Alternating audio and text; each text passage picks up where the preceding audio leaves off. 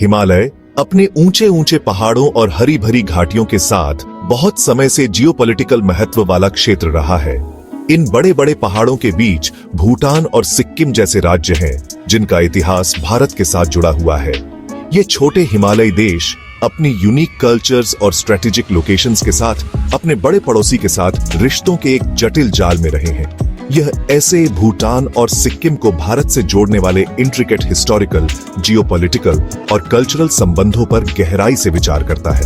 1814 में हुई सुगौली की संधि से लेकर 1975 में सिक्किम के विलय तक इस क्षेत्र ने महत्वपूर्ण राजनीतिक बदलाव देखे हैं।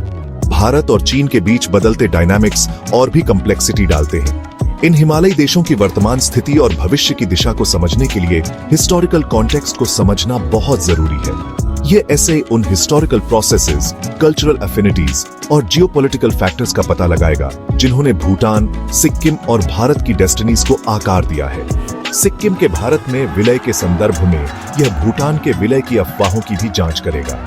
इन इंटरकनेक्टेड नैरेटिव्स का विश्लेषण करके यह ऐसे इस स्ट्रेटेजिकली इंपॉर्टेंट क्षेत्र को परिभाषित करने वाले इंट्रिकेट रिलेशनशिप्स की एक न्यूआंस्ड समझ प्रदान करना चाहता है। सिक्किम का भारत में विलय बदलते अलायंसेस, इंटरनल स्ट्राइफ और एक्सटर्नल प्रेशर्स की कहानी है।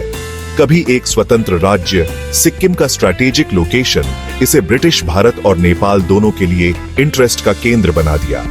1814 में सुगौली की संधि ने इस क्षेत्र के जियोपॉलिटिकल मैप को फिर से बनाया, जिससे सिक्किम की सीमाएं प्रभावित हुईं और यह ब्रिटिश प्रभाव में आ गया।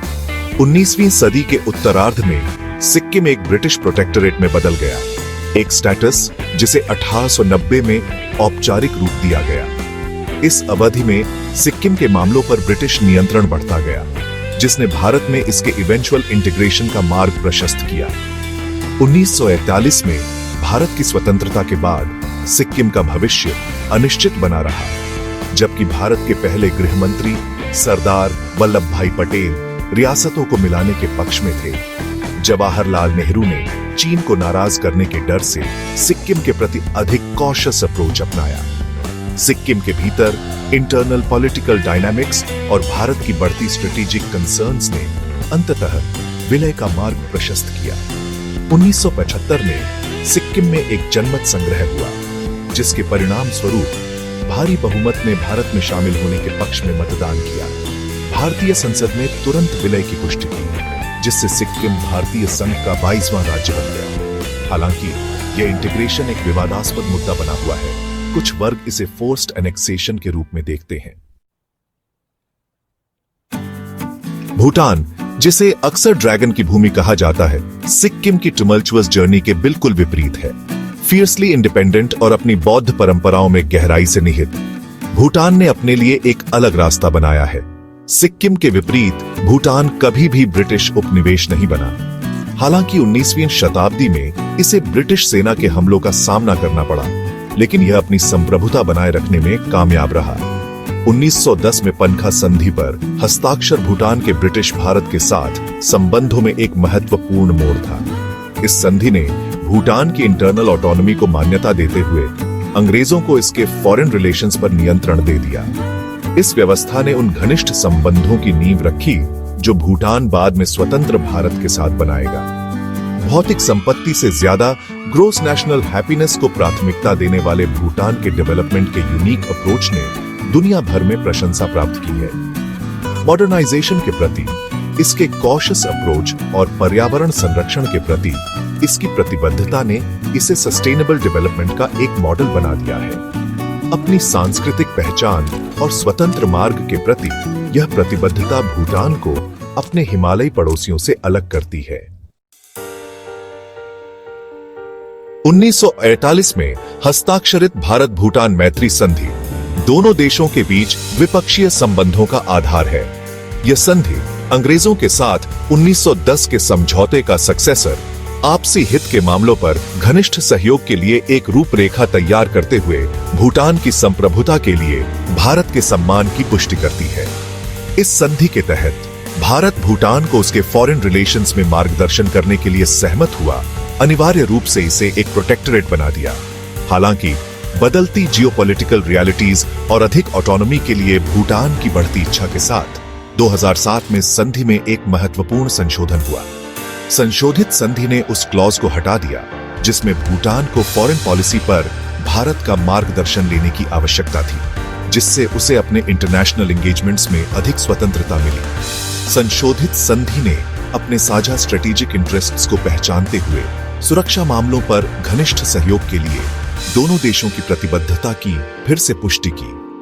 यह बदलाव वैश्विक मंच पर भूटान के बढ़ते आत्मविश्वास और भारत के साथ अधिक समान भागीदारी की उसकी इच्छा को दर्शाता है। जबकि भारत भूटान का सबसे करीबी सहयोगी और सबसे बड़ा व्यापारिक भागीदार बना हुआ है, संशोधित संधि भूटान की इवॉल्विंग एस्पिरेशंस और अपना रास्ता खुद बनाने के उसके दृढ़ संकल्प को स्वीकार करती है। यह इवॉल्विंग डायनामिक उस मैच्योरिटी और आपसी सम्मान को रेखांकित करता है जो भारत भूटान संबंधों की विशेषता है। चीन की जियोपॉलिटिकल महत्वाकांक्षाएं हमेशा से ग्लोबल डिस्कशन का विषय रही है। बेल्ट एंड रोड इनिशिएटिव से लेकर स्ट्रेटेजिक पार्टनरशिप्स तक हर कदम कैलकुलेटेड लगता है, लेकिन यह सिर्फ इकोनॉमिक्स या मिलिट्री स्ट्रेंथ के बारे में नहीं है, यह इन्फ्लुएंस के बारे में है, एक नैरेटिव शेप करने के बारे में है।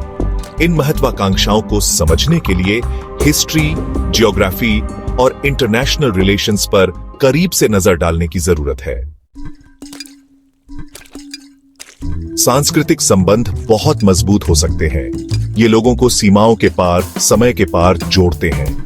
लेकिन जैसा कि हमने देखा है, राजनीतिक विचारधाराएं और व्यवस्थाएं कभी-कभी राष्ट्रों को अलग कर सकती हैं। यह एक फैसिनेटिंग डायनामिक है, कैसे साझा विरासत विरोधी राजनीतिक रास्तों के साथ मौजूद हो सकती है, और यही टेंशन अक्सर राष्ट्रों के बीच संबंधों को आकार देती है। सच और झूठ के बीच की रेखा आसानी से धुंधली हो सकती है, खासकर जब हिस्ट्री और पॉलिटिक्स की बात आती है। नैरेटिव्स बनाए जाते हैं, कहानियां सुनाई जाती हैं, और कभी-कभी किसी विशेष एजेंडा के अनुरूप उन्हें फिर से बताया जाता है। असली क्या है और क्या बढ़ा चढ़ाकर बताया गया है, यह अलग करना हमेशा आसान नहीं होता, लेकिन बड़ी तस्वीर को समझने के लिए यह जरूरी है। आपसी सम्मान पर बनी पार्टनरशिप्स टिकती हैं जब राष्ट्र जरूरत से नहीं बल्कि एक साझा विजन से एक साथ आते हैं, तो यह एक ऐसा फाउंडेशन बनाता है जो मजबूत और अधिक लचीला होता है। यह हमेशा आसान नहीं होता, लेकिन जब सम्मान मूल में होता है तो संभावनाएं अनंत होती हैं। अगर आपको यह वीडियो पसंद आया हो तो इसे लाइक और शेयर जरूर करें, और ऐसे ही रोमांचक वीडियो देखने के लिए हमारे चैनल को सब्सक्राइब करना ना भूलें। अगले वीडियो में फिर मिलेंगे, तब तक के लिए अलविदा।